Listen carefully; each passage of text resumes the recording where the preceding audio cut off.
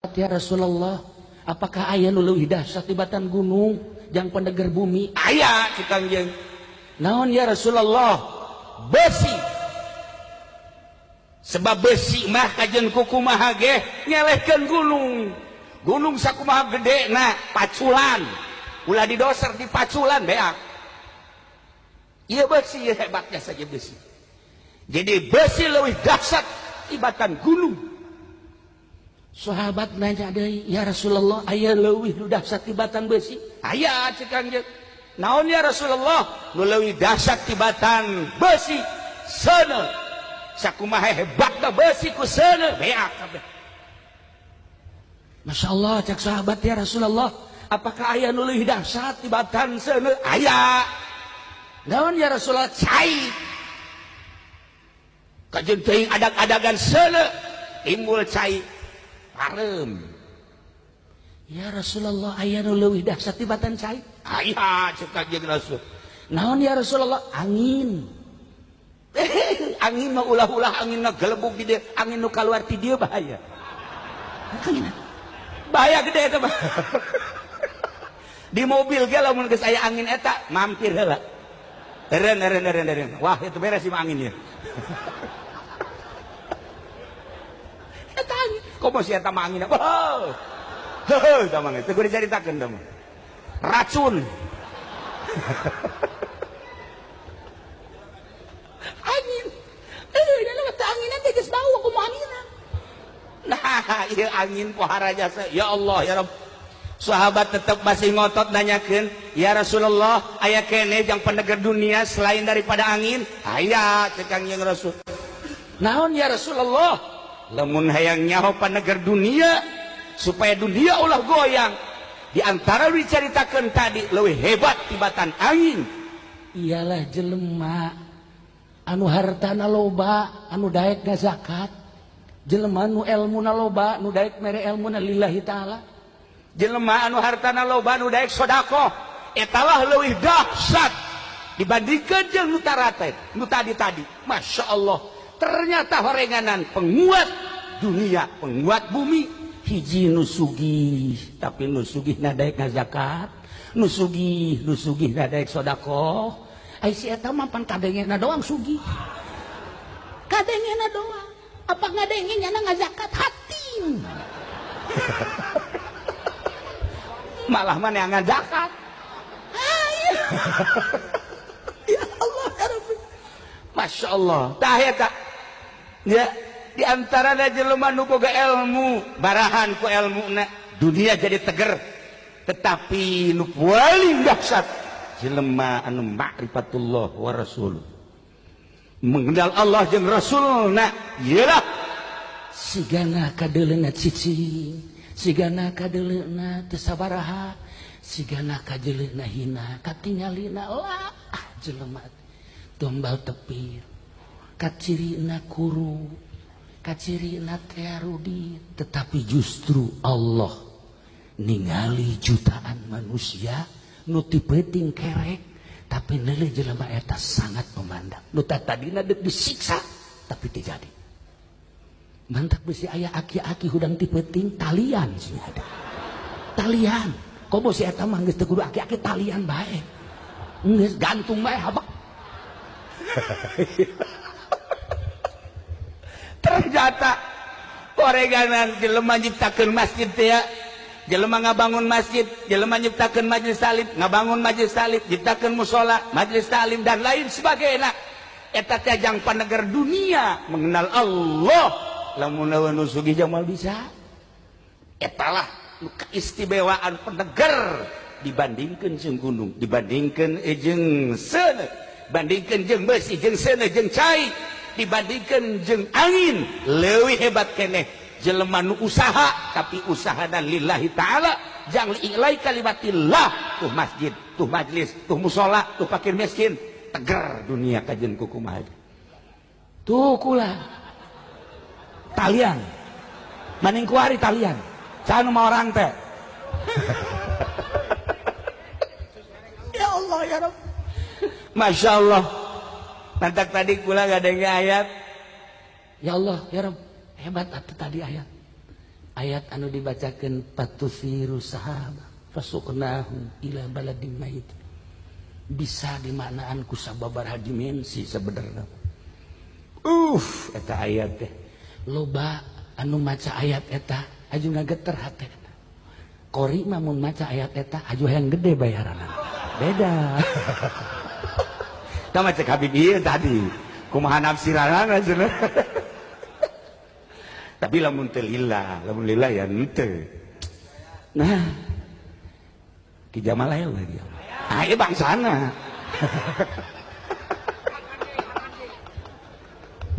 Ya Allah ya Rabb. Aya jelema kahitung jelema rudin. Kadang make jubah tapi jubahna lain bagus siga kieu. Kadang make sarung lain sarung hidayah cara Haji Pendi. Oh, alamatil kibir. Tapi ente sebab lain nang meuli nang mere. Nah, eueuh salah pakaian zahir ieu eueuh salah. Keur carita hungkul. Jelema keur lempang, ya Karim ngadenge suara. Kan lamun geus ngadenge suara gaib lain jelema biasa. Contoh Haji Pendi bae mun lempang ti peuting sok ngadenge suara nu seuri eta kan lain jelema biasa. Berarti kan sabangsa jeung kuntilanak.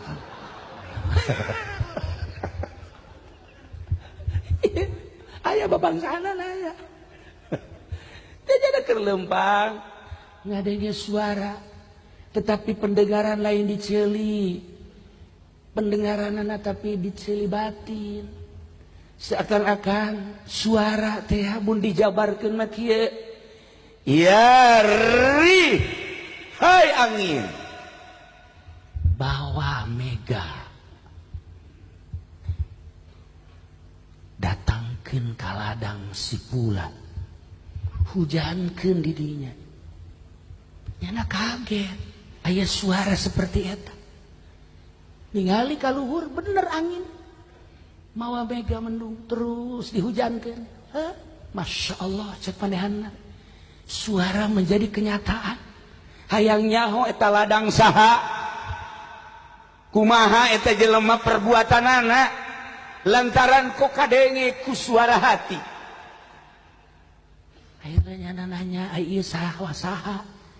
Aya nu ngabejaan masyarakat. Pulan di mana imana di anu. Nyana langsung datang. Assalamualaikum, waalaikumsalam. Naon? Ai ente ieu pagawean naon tani kula mah. Ai tani ente emang kumaha? Biasa kula mah. Henteu. Sugan ieu mah aya nu luar biasana dibanding jeung tani-tani nu sejen. Ah, tani mah biasa we, biasa.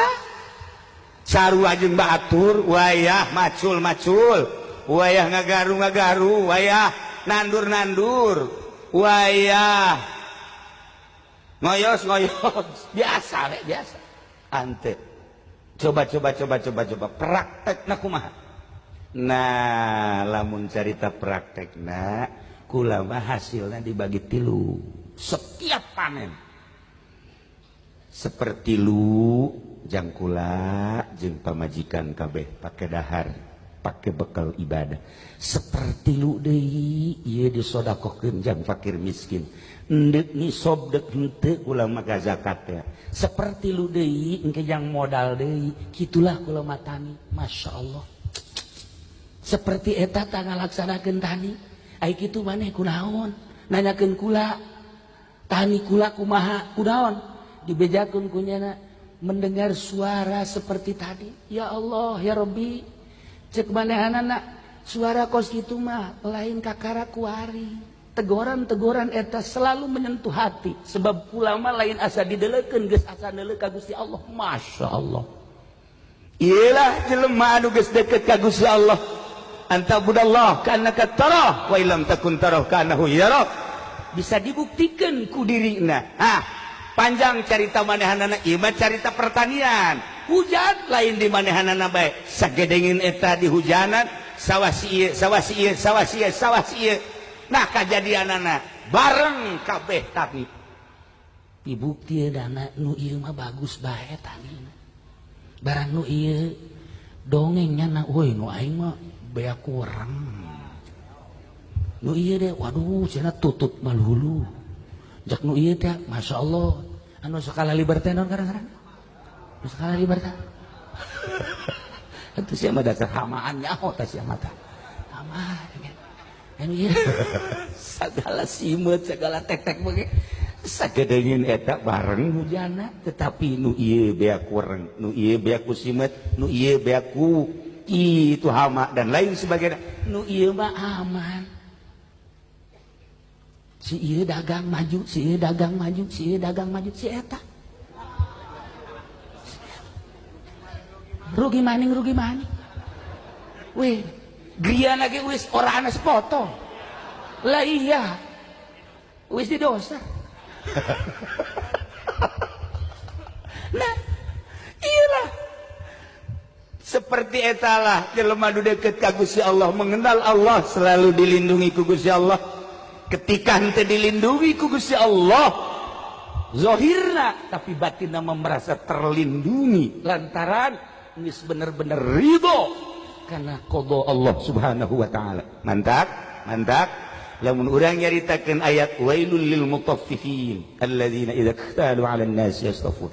Ketika jelema ngurangan timbangan, ngurangan meteran, ngurangan ukuran, ieu disiksa bakalna. Tetapi aya nu ngurangan jadi hudang ruhani urang. Ketika urang bisa ngurangan nu aya di diri urang, ruhani urang jadi hudang. Lantaran ieu urang hirup awak mah dan sakadar dibere dahar, dibere nginum sare, ae kubur selesai. Tetapi hirup urang nu asli mah ruhani. Wa nafakhtu fihi min ruhi cek Gusti Allah. Nah, iya supaya roh urang timbul sinaran, maka kudu aya nu dikurangan 4 perkara di diri urang. Mun bisa ngurangan 4 perkara, ruh urang bisa sinaran keluar mengenal Allah Subhanahu wa taala. 4 perkara nu kudu dikurangan. Hiji, ngurangan dahar jeung minum. Mulai guys. Mulai guys. Aduh tidak kiai hampura. Hampura teh mata. Eta kan urusanana ka awak teh mah. Lamun urang teu bisa ngurangan dahar jeung minum, tetap ruhani urang moal kaluar. Kula pernah dipicung di Aang Baden, ruhani na timbul lantaran daharna saeutik. Abuya Cadasari dimantak ruhani na timbul daharna saeutik. Haji Pendi nu mantak ruhna terkubur daharna. Lain tergantung awak mah eta pemberian ti Allah. Aya jelema awakna lintung tapi daharna leutik, aya jelema kuruk tapi dahar ya Allah. Ya Allah, tukang ragaji eleh. Beda. Ngurangan dahar jeung nginum ruh bakal keluar. Lumatak aya puasa. Puasa eta supaya ruhani urang keluar. Cenah kamari kami jah puasa sabulan roh urang teu keluar. Atuh teh mah pindah dahar doang. Pindah dahar, malah leuwih gede bulan puasa dibanding jeung puasa. Nu biasa ngan 2 kali, bulan puasa 4 kali dahar. Masya Allah, jaroko ge beak 2 pak. Nomor kahiji, ngurangan dahar jeung nginum ruhani urang bakal keluar. Nomor kedua, lamun hayang ruh urang timbul bersinar mengenal Allah, ngurangan sare. Ngurangan sare. Duh, cenah kieu mending geus bae mah ngaji. Teu kaharti berkos kieu. Atuh urang mengurangan sare hese jasa. Boro-boro di imah keur ngaji ge hees. Atuh keur ngaji hees kumaha tah mah atuh. Besok tudak tunjuk sia.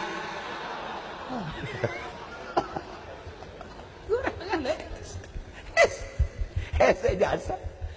Aduh, bulan puasa lain ngurangan hees lain nambah kabeh rata-rata.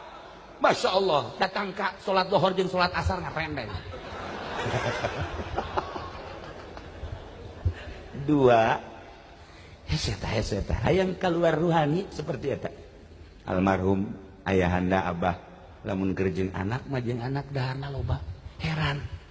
Abah mah lamun jeung anak daharna gembul jasa. Tapi lamun teu jeung anak tilok dahar. ibu ke Jogja datang ke Gering disuntik dia semua abah siapa tuh ngajak kain dahar sih kan 2 poin teu dahar bisa kuat abah eta tapi lamun jeung anak mah tuh kuat ditarutan ku anakna ku rembul anakna komo haji entoh mah beuh haji entoh haji us haji emu atuh basukula atuh gembul kula ge nurutan abah daharna doang aja ku ari katurutan ku haji maming garembul eta bisaan kolot eta masyaallah embung ka ciri ku anak-anak acan lamun keur dahar bareng teh kasambal kasar tapi lamun eueuh sasaha cemi urang mah beda lamun keur loba jelema cemi abe hayang pajar tasawuf boh Haji Pedi tasawuf siapa dulu Masya Allah giliran eueuh sasaha waduh ngawadang perbedaan ahli Allah jeung ahli dunia seperti eta ya Allah ya Rabb Masya Allah karim nah nomor kahiji ngurangan dahar jeung nginum wayahna upayakeun lamun hayang urang mengenal Allah nomor kedua ngurangan sare terutama ti peuting eueuh hiji waliullah dijadikan wali nu peutingna sare moal aya eueuh hiji solihin nu peutingna sare moal aya nu mantak diangkat jadi solihin nu mantak diangkat jadi wali peutingna tara sare alhamdulillah cenah kula lagi dianteu sare nonton bola Haji Jamal teman jadi kudoli duaan Masya Allah kiai nonton bola karolol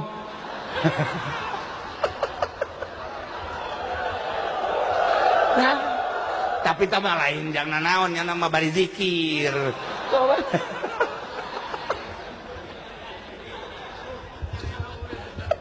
murid nerima murid tolol murid tolol dibejakeun guruna mari nonton bola bari zikir teu percaya kudu di exit kita murid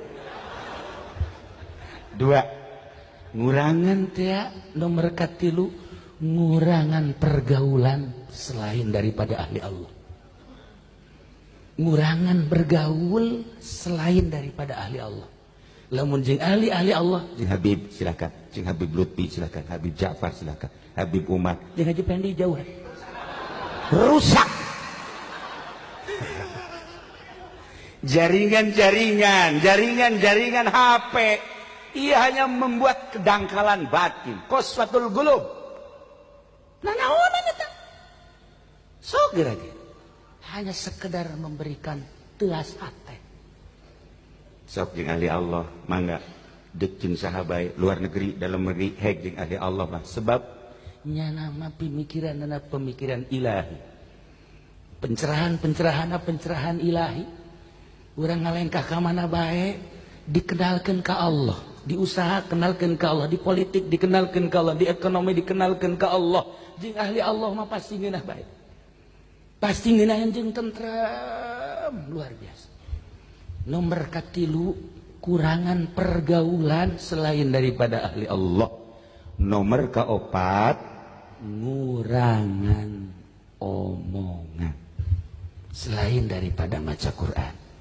sholawat zikir maca kitab hadis ulah pati loba omong teh kuat saminggu bae ente tah nu tadi tah saminggu jadi wali saminggu ulah 40 poe ulah tebal teuing 40 poe saminggu bae coba hiji dahar nu biasana sapiring mentrung saparapat piring 2 nu biasa sare peuting genep jam cobangan 2 jam bae ulah sajam 2 jam 3 nu biasa urang jaringan putuskeun gua 4 nu biasa obrol ku hari stop saminggu bae ujian anak kadeuleu beungeut lagi heran ieu makan dareumeut ieu beuteung demek ieu mah lamun dikasolearkeun mah 12 ya para jamaah kaum muslimin wal muslimat rahimakumullah etalah sekedar bayangan hirup nu urang bakal amprok jeung Gusti Allah lain jasad nu bakal amprok tapi ruh kenalkeun ruh urang ka Gusti Allah memeh urang dicabut nyawa roh urang ngalayak mumpung aya kene ahli-ahli Allah terutama di Indonesia